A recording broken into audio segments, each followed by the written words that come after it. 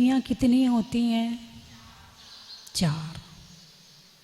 कौन कौन सी? मनुष्य गति, त्रयंच गति, नरक गति और देव गति। देवता कहाँ रहते हैं? ऊपर। भवनवासी व्यंतर नीचे भी रहते हैं। नारकी कहाँ रहते हैं? नीचे। त्रयंच और मनुष्य कहाँ रहते हैं? मनुष्य कहाँ रहते हैं? मध्यलोक में। और त्रयंच कहाँ रहते हैं? तीनों लोकों में। कहाँ रहते हैं? तीनों लोकों में। 6 ढाला की चर्चा चल रही है। अब उसमें अनित्य भावना के बाद में अशरण भावना का वर्णन चलेगा। अनित्य, अशरण। पहली भावना का क्या नाम है? अनित्य भावना, कि संसार में कुछ भी नित्य नहीं है।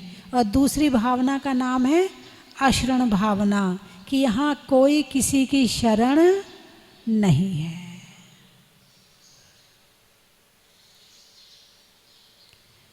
घर में छोटे बच्चे को मम्मी मारे तो बच्चा किसके पास जाएगा?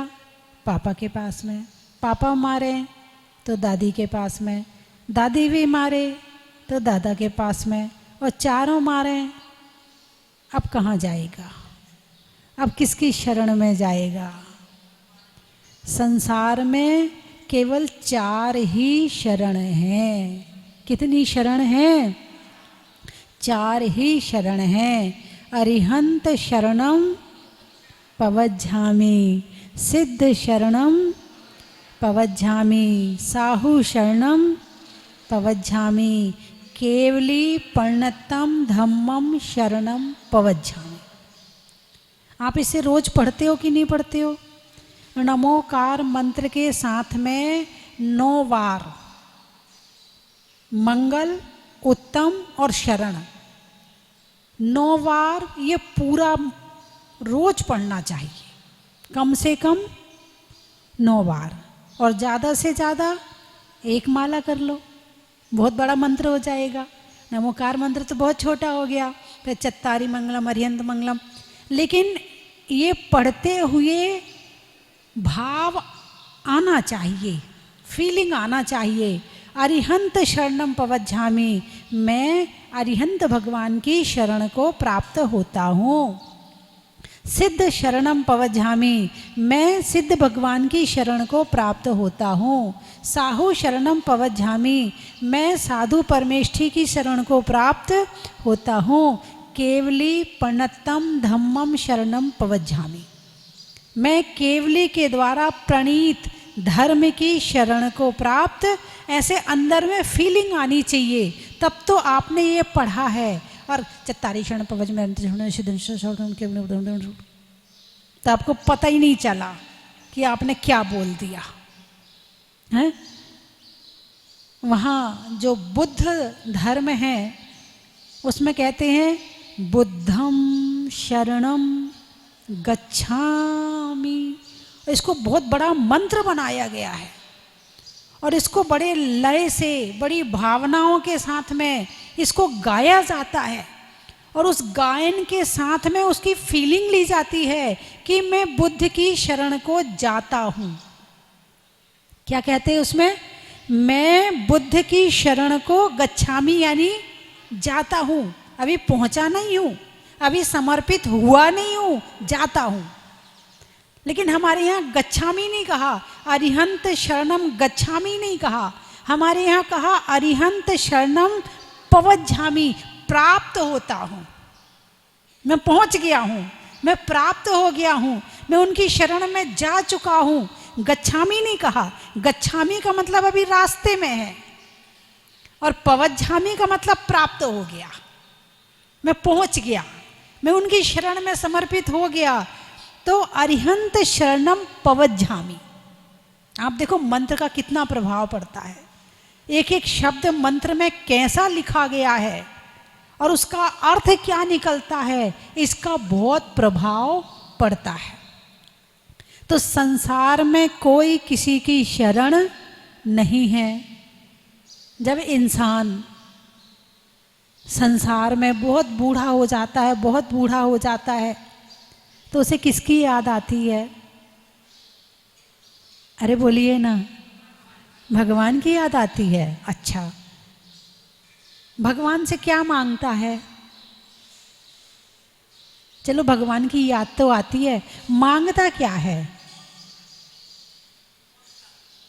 बुढ़ापे में और मोक्ष की तैयारी हो ही नहीं सकती। मोक्ष की तैयारी तो जवानी में होती है। जब जवानी होती है, जब ताकत होती है, तो घर गृहस्थी में लगे पड़े होते हो, और जब बुढ़ापा आता तो हे भगवान मोक्ष दे दे, नहीं मिलने वाला, बिल्कुल नहीं मिलने वाला। फिर तो मरण ही शरण है। बात चल रही है मृत्यु की। किसकी? मृत्यु की। मरण ही शरण है। फिर घर वाले नहीं याद करते तुम्हें, और तुम भी फिर याद करते, हे भगवान अब तो उठा ले, अब तो उठा ले। और जवानी में मौत आ जाए तो जाना नहीं चाहता, और बुढ़ापा में ना आए तो इच्छा करता है। जवानी में डरता था और बुढ़ापे में इच्छा कर रहा है, ये कैसी बात है? ग्वालियर में एक भाई बहुत अच्छा भजन सुनाते थे।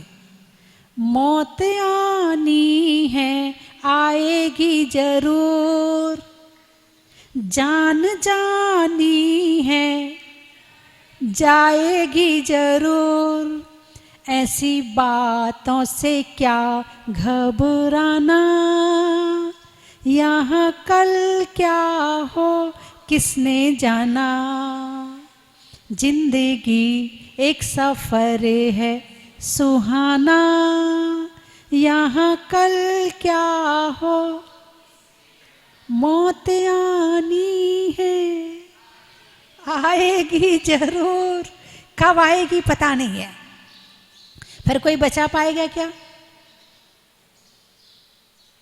दल बल देवी देवता, मात पिता परिवार, और मरती बिरिया जीव को कोई न राखनहार।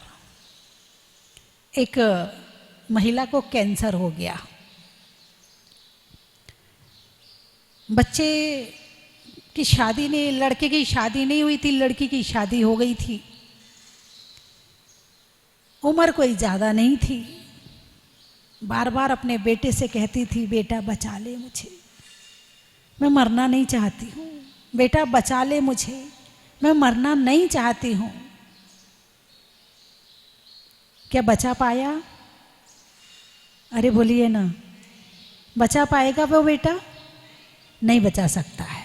दल यानी बहुत सारे लोग, दल, लोगों का दल, बल, कितनी भी शक्ति हो, कितनी भी शक्ति हो, यदि मृत्यु आ गई तो जाना पड़ेगा। बल, दल, बल, देवी, कितनी देवी देवता सिद्ध किए हों, कितने देवी देवताओं ने सारी जिंदगी सेवा करी हो, लेकिन यदि आ गई है तो जाना पड़ेगा।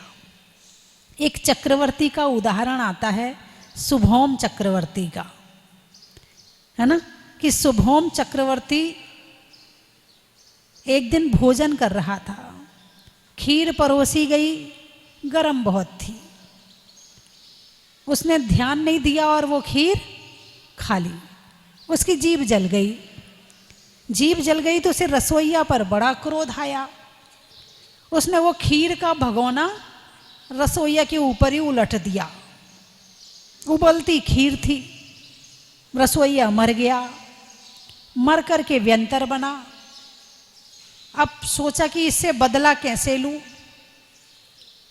तो वो रोज कभी व्यंतर एक माली का रूप बनाता, कभी कोई फल लाके देता, कभी कोई फल लाके देता, कभी कोई व्यंजन लाके देता, कभी आम लाके देता। चक्रवर्ती ने पूछा, ये तुम लाते कहाँ से हो?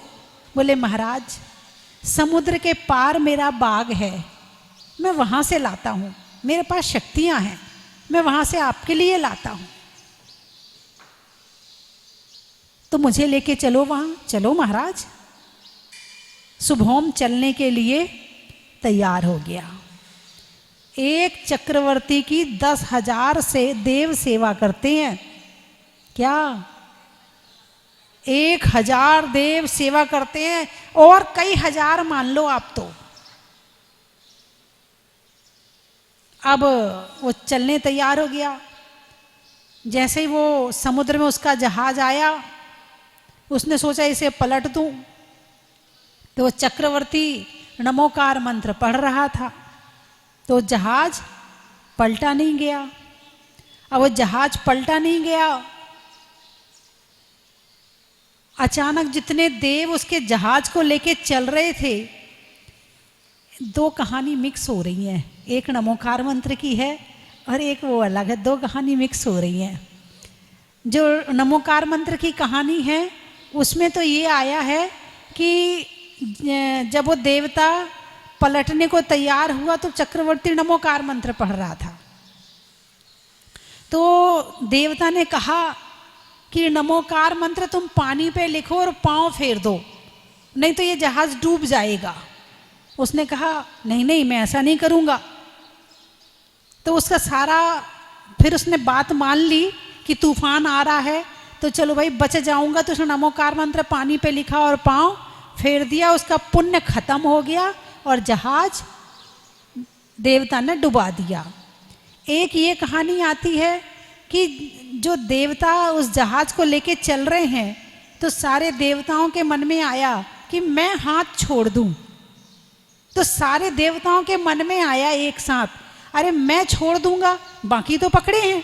सबने एक साथ छोड़ दिया, तो वो जहाज डूब गया और वो राजा मर गया और मर कर के नरक में चला गया। कितने देवता? 1,000 देवता, ठीक है। दल बल देवी देवता, इतने सारे देवता भी मिलकर उसे मृत्यु से, नरक जाने से बचा नहीं पाए।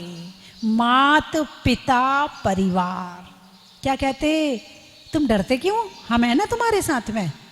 हाँ, बिल्कुल डरने की जरूरत नहीं है, बिल्कुल मत डरो। जहां तुम्हारा पसीना गिरेगा वहां मैं अपना खून गिरा दूंगा, कहते हैं ना। अरे वो तो मेरा बड़ा घनिष्ठ मित्र है, उसके बिना तो हमारा काम पूरा होता ही नहीं है। लेकिन जब समय आएगा तो मात पिता परिवार कोई काम नहीं आएगा, अकेले जाना पड़ेगा।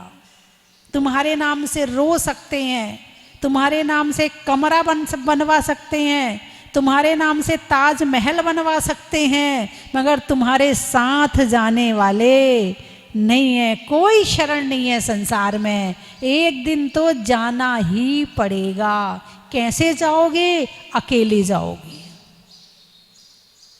कैसे जाओगे? अकेले जाओगे। इसीलिए कम से कम 2-4 दिन में एक दिन समाधि मरण का पाठ जरूर करना चाहिए। क्यों?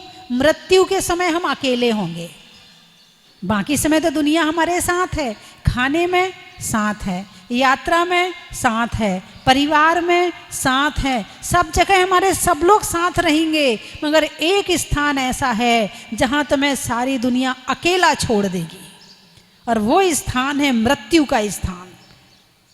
तुम और जगह तैयारी नहीं करोगे तो चल जाएगा, लेकिन मृत्यु की तैयारी नहीं करोगे तो नहीं चलेगा। इसलिए यदि कोई तैयारी करनी है तो अपनी मृत्यु की तैयारी सारी जिंदगी करना, ताकि वो क्षण आने पर आप सावधान हो सको और अपनी मृत्यु को सुधार सको। उस समय तुम बिल्कुल अकेले रहोगे। जरूरी नहीं है कि तुम्हें नमोकार मंत्र सुनाने वाला मिल जाए, जरूरी नहीं है कि उस समय तुम्हें कोई संभालने वाला मिल जाए। बहुत पुण्य होगा तो तुम्हें कोई नमोकार मंत्र सुनाने वाला मिल जाएगा, और पुण्य जरा भी कमजोर हो जाएगा तो तुम्हें नमोकार मंत्र सुनाने वाला भी नहीं मिलेगा। ऐसे समय क्या करें? तो मैं ही मेरे काम आऊंगा। क्या कोई दूसरा मेरे काम आने वाला नहीं है, मैं ही मेरे काम आऊंगा। तो जब मैं ही मेरे काम आना है तो तैयारी करो ना फिर। किसकी तैयारी? समाधि मरण की तैयारी। अब मृत्यु को क्या बनाना है? समाधि मरण बनाना है। कैसे बनेगी? इस बात का ज्ञान होना चाहिए कि दल बल देवी देवता मात पिता परिवार और मरती बिरिया जीव को कोई ना राखा नार। जब किसी को साथ देना ही नहीं है ऐसे समय में, कितनी मुश्किल की घड़ी है ये मृत्यु। यदि दुनिया में सबसे ज्यादा मुश्किल की घड़ी कोई है तो वो है मृत्यु। और ऐसे समय कोई हमारा साथ निभा ही नहीं सकता।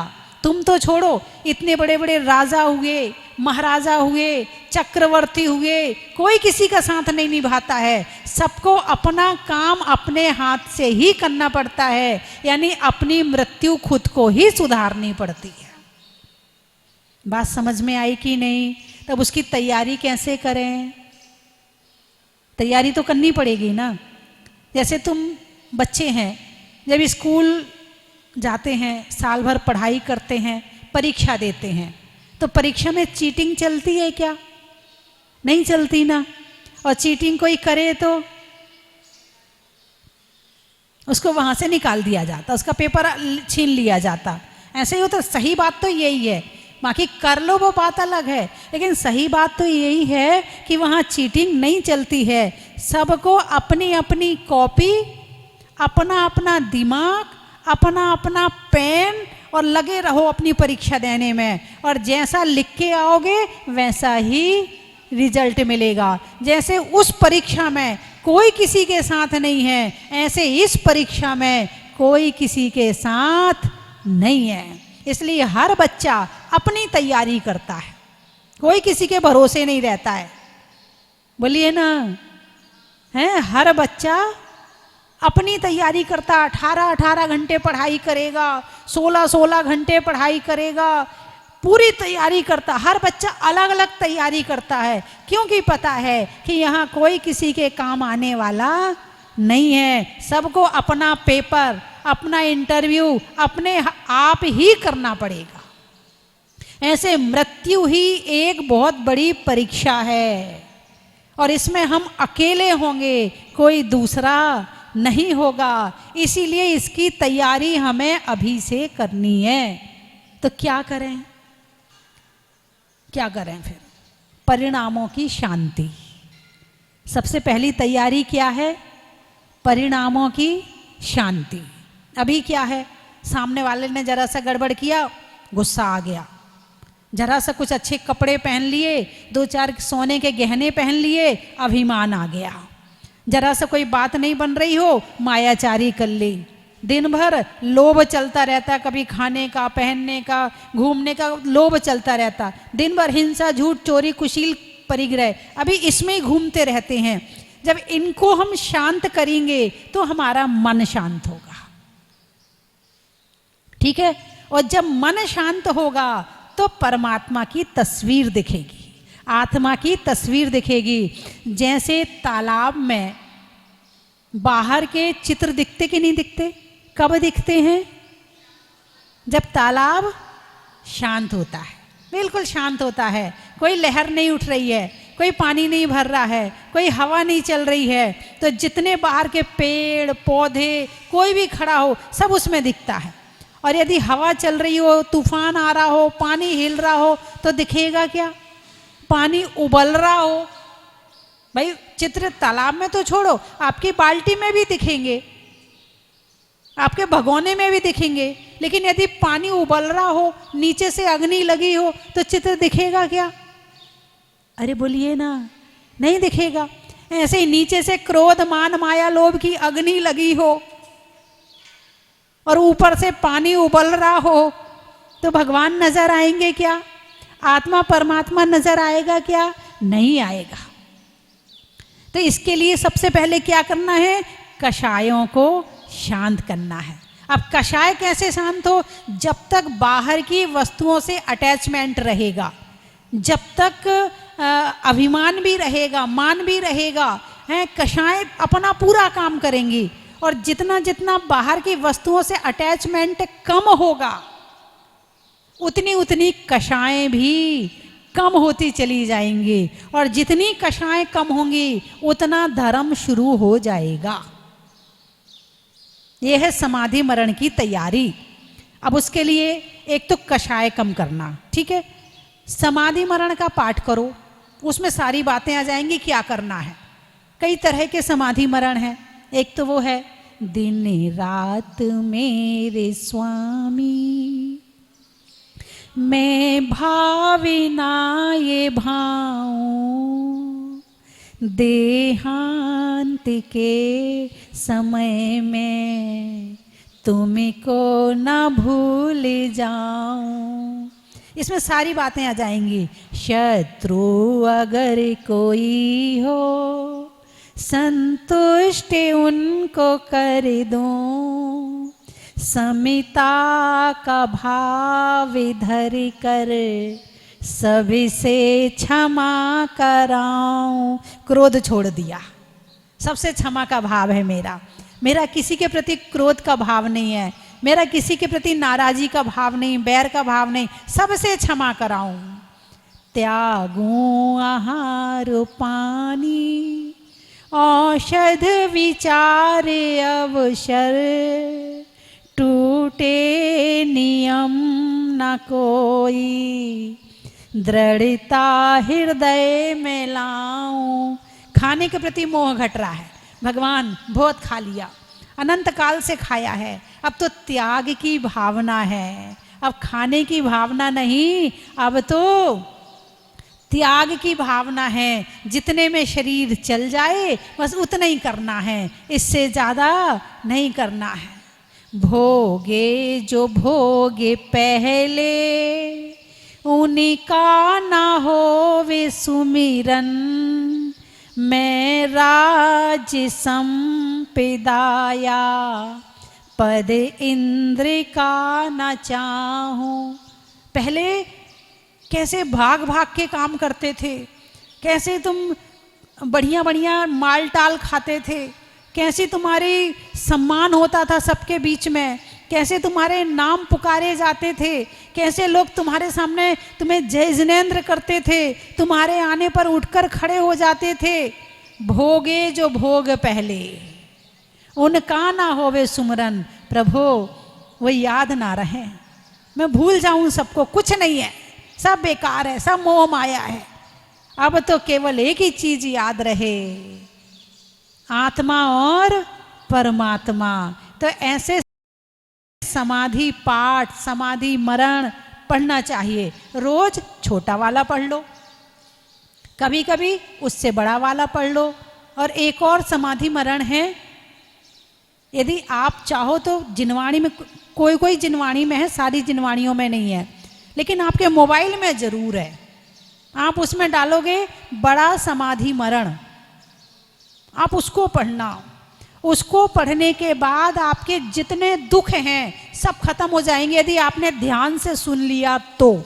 मेरी गारंटी है, ये मेरी गारंटी है, यदि आपने उसको ध्यान से सुन लिया तो आपके सारे दुख खत्म हो जाएंगे। उसमें जब बीच में आता, बड़ा अच्छा, इतना अच्छा है, इतना अच्छा है कि मैं बता नहीं सकती हूँ। उसमें बीच में आता है सारे जितने हमारे मुनिराज हैं जिन पर उपसर्ग हुआ है, जैसे पांडव है तो पांडवों पर उन्हें लोहे के गरम गहने पहनाए गए थे, उनका वर्णन आता है। सुकुमाल मुनि का वर्णन आता कि उन्हें स्यालनी ने खाया था। सुकौशल का वर्णन आता कि उन्हें बाघनी ने खाया था, है ना। तो ऐसे सारा वर्णन उसमें आता है।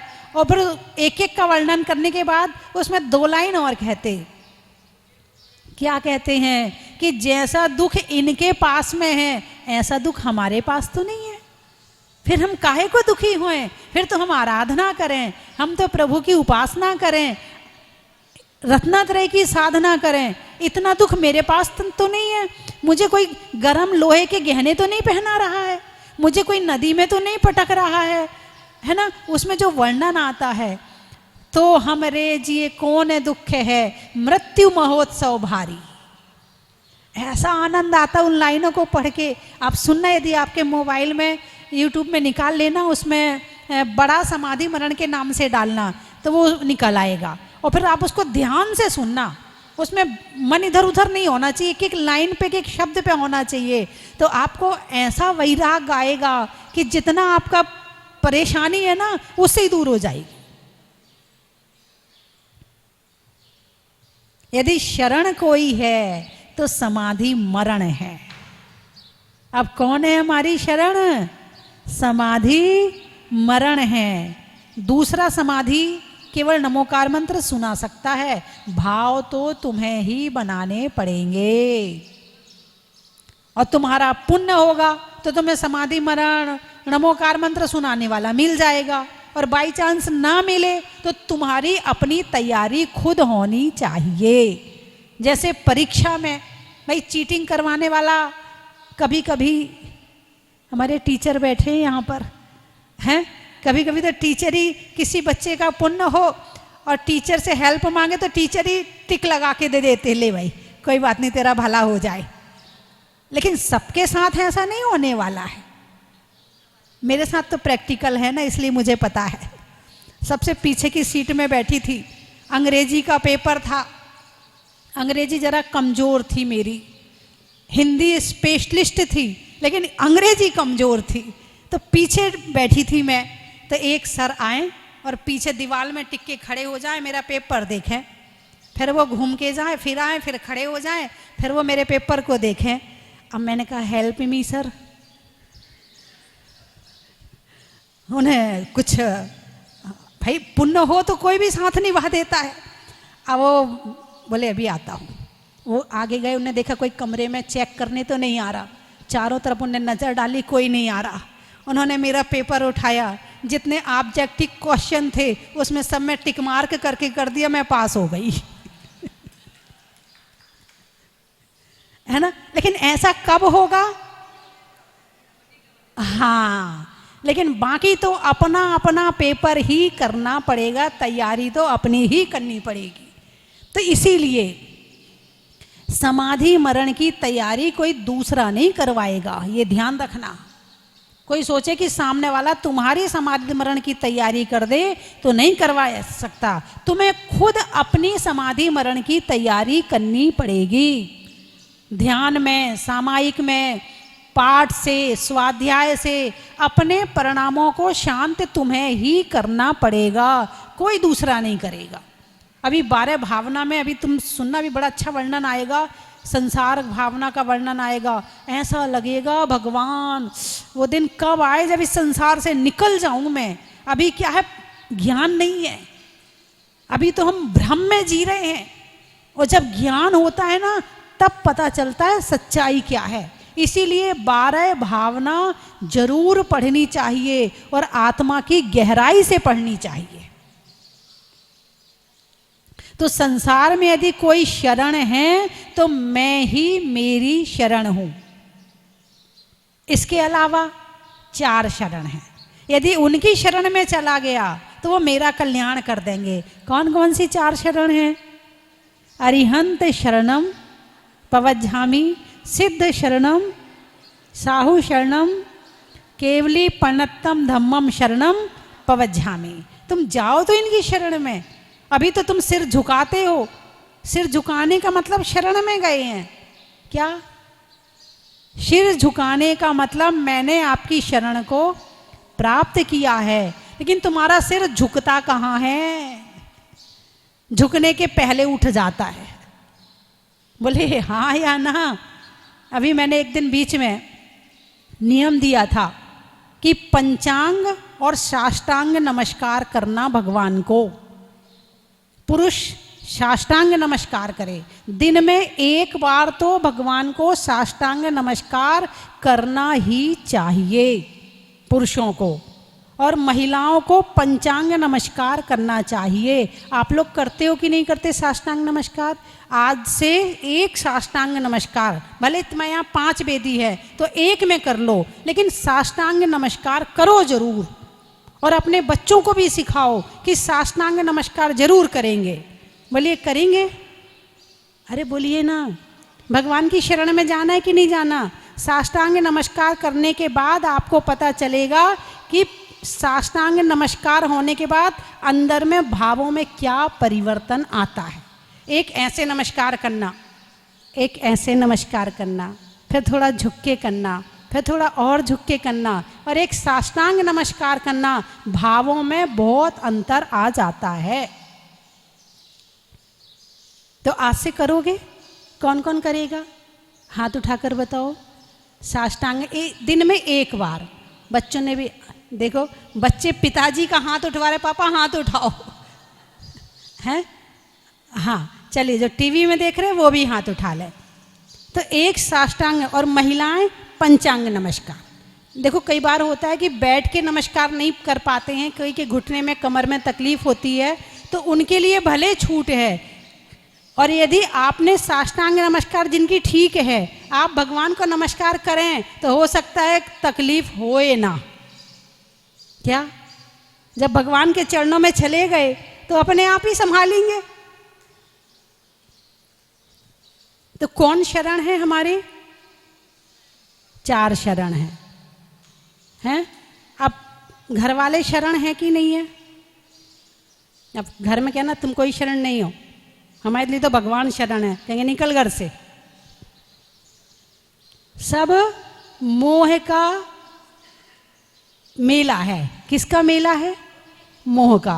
और घर में रहने के लिए वो भी जरूरी है, लेकिन जरूरी का मतलब ये नहीं है कि मोह में पड़े रहो, फिर चक्रवर्ती जैसे रहो।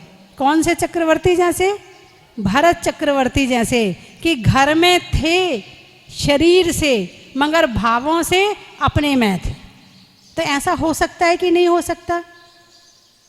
कैसे होगा? अपने स्वाध्याय से, अपनी साधना से, अपने ध्यान से, अपनी सामायिक से हम अपने में रह सकते हैं। और जितना तुम अपने में रहोगे उतने घर के कलेश भी कम होंगे। और जितना जितना अटैच होगे, जितना चिपकोगे, उतने कलेश भी, क्योंकि अपेक्षाएं ज़्यादा होंगी, क्योंकि उनकी तरफ ध्यान ही लगा रहेगा। और जहाँ ध्यान लगा रहेगा उन्हीं के पास में दिमाग आता जाता रहेगा, तो उनकी हर अच्छाई बुराई वो भी हमें असर करेगी। और जब उनसे ध्यान हटा के हम स्वाध्याय में लगा लेंगे, अपनी 12 भावना में लगाएंगे, मेरी भावना में लगाएंगे, तो वो ध्यान हमारे में रहेगा। तो उनकी जो गड़बड़ है वो हमें दिखेगी नहीं, और दिखेगी नहीं तो कलेश नहीं होगा। अब बच्चे बड़े बड़े हो गए, माँ का मन मानता नहीं क्योंकि अटैच है, 1 सेकंड को छोड़ती नहीं है दिमाग से। अब वो बच्चा बड़ा परेशान, सारे दिन पीछे पड़ी रहती, ये कर ले, ये कर ले, ये कर ले, ये कर ले। अब माँ का मन मानता नहीं है और बच्चा तैयार नहीं है सुनने के लिए। अब क्या हो?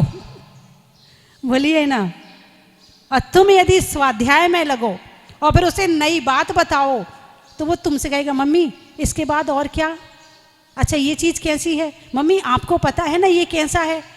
यदि तुम ज्ञान से उससे बात करोगी तो वो तुम्हारे पास आएगा, और अज्ञानता में उसके पीछे पड़ी रहोगी वो तुमसे दूर भागेगा। अभी आप लोग दूर भाग रहे हो कि शांति से बैठे हो? बोलिए ना। सुनना अच्छा लग रहा कि नहीं लग रहा? अच्छा लग रहा ना। क्यों लग रहा है? क्योंकि आपको ज्ञान की बात मिल रही है। ऐसे ही यदि आप अपने बच्चों से ज्ञान की बात करेंगे, सारे दिन घर गृहस्थी की बात मत करो घर वालों से। जो सारे दिन घर गृहस्थी की बात करता है उसके घर में लड़ाई झगड़े होते हैं, और जो कुछ ज्ञान की बात भी करता है तो लड़ाई झगड़े भी नहीं होते हैं और शांति होती है। और जितनी शांति होगी, जितनी समता होगी, उतना सुख होगा, और जितना सुख होगा उतना धर्म होगा, और जितना धर्म होगा उतना सुख होगा, उतना पापों से बचोगे, और जितना पापों से बचोगे उतनी परेशानियां दूर होंगी, और जितनी परेशानियां दूर होंगी उतना जीवन अच्छा लगेगा। अरे बोलिए ना। तो स्वाध्याय करोगे, समाधि मरण का पाठ पढ़ोगे रोज। रोज तो छोटा वाला पढ़ लेना, कभी कभी उससे बड़ा वाला पढ़ लेना, और उससे बड़ा वाला वो भी कभी कभी पढ़ लेना सप्ताह में एक बार, है ना। वो दिमाग में घूमता रहेगा तो अपने आप ही विचार अच्छे रहेंगे। कुछ लोग आते हैं बोले माता जी विचार बहुत घूमते हैं दिमाग में, मन में उल्टी सीधे विचार आते हैं, दिमाग में जो डालोगे वही तो घूमेगा। क्या? दिमाग में जो डालोगे वही तो घूमेगा। स्वाध्याय डालोगे तो स्वाध्याय घूमेगा, पाठ डालोगे पाठ घूमेगा, टेंशन डालोगे। अरे बोलिए ना, हाँ या ना? बात गलत है या सही है ये बताओ। यदि किसी बगीचे के पास से निकलो तो क्या आएगी? खुशबू आएगी। और किसी नाले और कचरे घर के पास से निकलो तो क्या आएगी? बदबू आएगी। तो ज्ञान तो है बगीचा और टेंशन है नाला और कचरा घर। अब तुमने अपने दिमाग में क्या इकट्ठा किया है वो तुम देखो, है ना? तो जो बातें काम की हैं दिन भर घुमाओ, और जो बातें काम की नहीं है निकाल दो। निकालने से नहीं निकलेगी, तुम दूसरी बात डालोगी तो पहली बात निकल जाएगी। यहाँ वो तरीका नहीं कि आपने बटन दबाया और डिलीट हो गया। यहाँ तुम्हें दूसरी चीज डालोगे तो पहली चीज निकल जाएगी, और दूसरी नहीं डालोगे तो पहली चक्कर लगाती रहेगी। इसलिए दूसरी डालना जरूरी है। तो स्वाध्याय में नई नई बातें मिलती हैं, नया नया मिलता है, पाठ में नए नए विचार आते हैं। इसीलिए धर्म से जुड़े रहने के लिए ये सारी चीज़ें जरूरी हैं। ठीक है, चलिए मैं 3 चीज़ें बोलूँगी, आपको कहना बड़ा ही महत्व है। ठीक है? तलवार में म्यान का, देने में दान का, और प्राप्त करने में सम्यक ज्ञान का, सेठों में ठाट का, बनिया में बाट का, और पढ़ने में समाधि पाठ का, गणित में करण का, भगवान के समौ शरण का, और पढ़ने में समाधि मरण का, नहीं करने पापों के हरण का, प्रभु के चरण का, और तैयारी करने में समाधि मरण का, नहीं होने में खता का, घर के पता का, और जीवन में कषायों से समता का। कहाँ कहाँ से आए हो? इंदौर। गाने में जयपुर से भी आए क्या? गाने में सुर का, रिश्तों में ससुर का, और आने वालों में जयपुर का। आम की बौर का, खाने में कौर का, और आने वालों में इंदौर का। सुनने में ईयर का, छोड़ने में बियर का, और आने वालों में ग्वालियर का। भीलवाड़ा। अच्छा। गर्मी में घड़ा का, भोजन में बड़ा का, और आने वालों में भीलवाड़ा का। कोटा। सावन की घटा का, रसोई में पटाखा, और आने वालों में कोटा का। उज्जैन। चेहरे पर नैन का, बोलने में अच्छे बैन का, और आने वालों में उज्जैन का। गोलाकोट। अच्छा। नेता में बोट का, जेब में नोट का, और आने वालों में गोलाकोट का। फिरोजाबाद।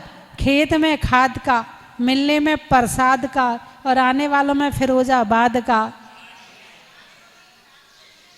क्या बोल रहे? जोर से बोलो। अमेरिका। अच्छा। अनाज में मक्का का, गाड़ी में चक्का का, और आने वालों में अमेरिका का। उदयपुर। देवों में असुर का, रिश्तों में ससुर का, और आने वाले में उदयपुर का। कहाँ का पूछ रहे? भिंड। पापों के खंड खंड का, और बुढ़ापे में दंड यानी डंडा का, और आने वालों में भिंड का। काकरौली। माथे पर लगाने में रोली का, कोयल की बोली का, और आने वालों में कागरोली का। बस बोलिए 24 भगवान की।